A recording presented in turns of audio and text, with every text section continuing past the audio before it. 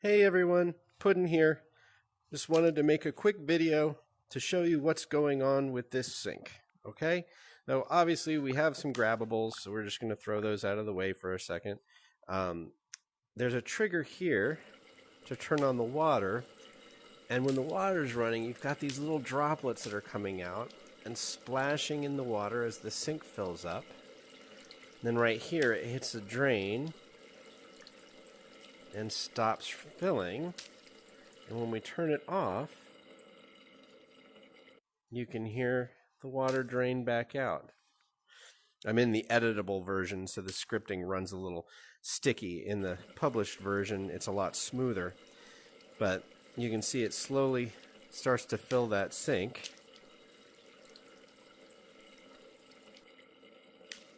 And once again, with this script, we're dealing with events. So the events, let me get back over there real quick.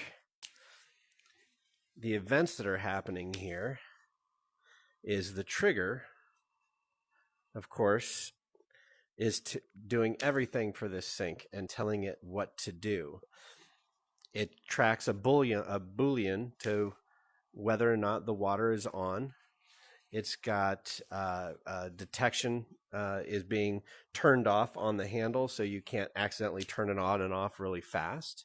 And it uses events to tell the sink and the water how to behave. So this is going to say, look, if you touch the handle and the water is on, then it's going to turn it off and send water off.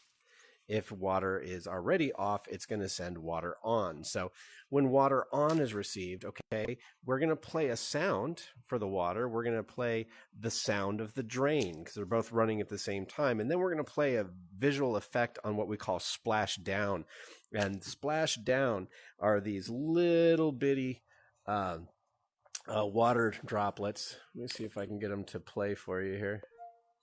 So these droplets are being added into the water stream that comes out of the tap. And that's what creates this illusion of the actual water, a little more natural behavior.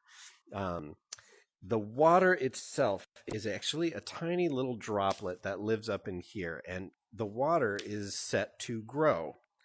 So if we move the water down, so every fourth of a second, it's moving that water down towards the bottom of the sink, falling like gravity. And it's also making the water longer and wider at the same time. And so when we turn on that faucet, that's what makes the illusion of the water flow getting more and more as it's going down to a certain extent. So it's literally just scaling it and moving it. It's a one-time call. It doesn't keep moving. It only moves the one time and only scales the one time over a quarter of a second. And all of that does the work of creating that illusion. Then it's telling itself it's done so it can reactivate the handle. It's also sending the message of filling to itself after 1.5 seconds. So after 1.5 seconds of running this sink, and actually let's shorten that. We're going to make it just 1.25. Let me fill a little bit faster. It's going to send filling to itself, and it's also going to send splash. So let's talk about what happens. When it receives filling, it's going to play this water sound, and it's going to stop draining and start filling. So if it was draining before, it's going to cancel sending that event. It's taking the sink water, which actually lives under here, okay? And it's just raising it up slowly. And because the sink is curved, it gives you this fun illusion that the sink is filling. Okay? So the sink water is moving up over 3 seconds, and the splash is moving up over 3 seconds the same. So there's a splash up that lives at the top of the water that actually moves up as the sink fills to cause that splash to come up with the rest of the water. Then when it's draining, it's going to stop the visual effects on the splashing. It's going to slowly move that sink water back down to its original position. And rather than, telling the position to zero it out or control where everything is, all I'm doing is I'm looking at, let me show you the sink water here. I'm looking at the sink water and I'm seeing its actual position where I've placed it.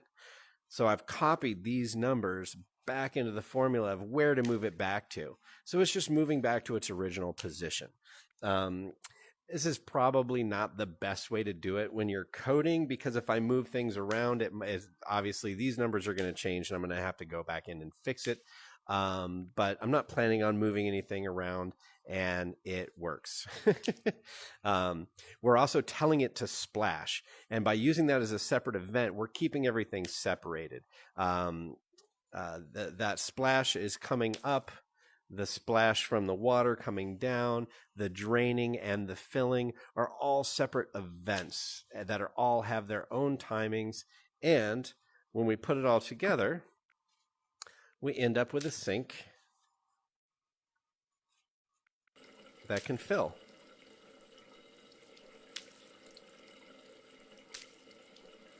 And one last thing I want to show you in this video is the sound that keeps coming from back here. This, the drip. I have to watch it for a second. Boom. Okay. Now, the drip is actually a projectile, a sphere projectile, shrank very small and set to 0 as far as how it fires, which essentially just lets it drip off. The projectile is pointed down, so it's just allowed to fall with gravity. And I've got the timing set just right, so this little splash that happens gives you that extra illusion, and the sound, of course, that's coming from the ground when it hits. Boom.